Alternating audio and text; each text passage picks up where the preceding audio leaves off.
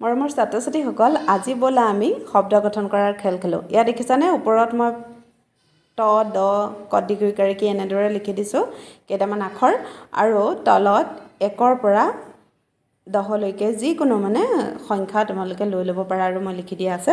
এই তলৰ সংখ্যাকেইটা চাই তোমালোকে ওপৰত যিটো আখৰ পৰে তাৰ পৰা এটা এটা শব্দ গঠন কৰিব লাগিব। তেনেহ'লে ব'লা কোন আহিবা পোনপ্ৰথমে আহি যোৱা।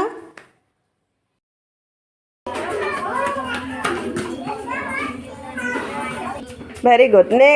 নেক্সট কি আছে চোৱা 4টো ক'ত আছে? অঁ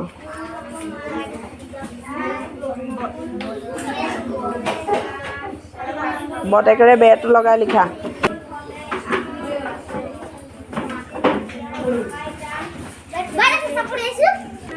কি লিখিলা? বেলি। নেক্সট কোন আহিবা? কি পৰিছে বাৰ বোলে? ত পৰিছে। Very good. ত লগাই এটা শব্দ গঠন কৰা। টুপি লিখিলা হয় নহয়? অঁ নেক্সট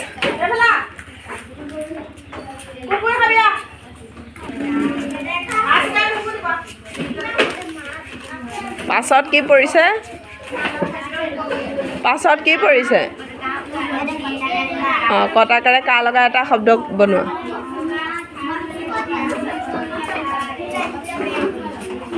কাম। Very good. পৰিছে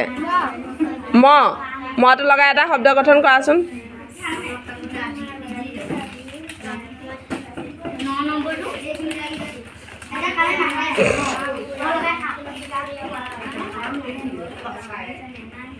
ভেৰি গুড।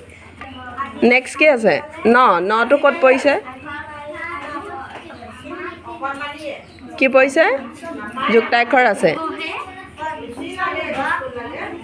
আঞ্চ নিয়াইছে আঞ্চটো লগাই পেলাই শব্দ গঠন কৰা।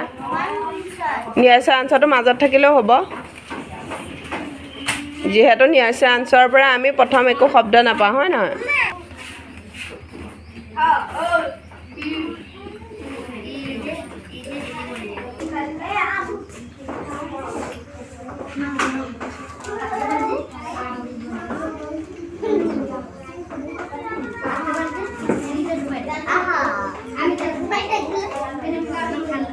কিঞ্চিতা নহ'ব, কিঞ্চিত লিখা।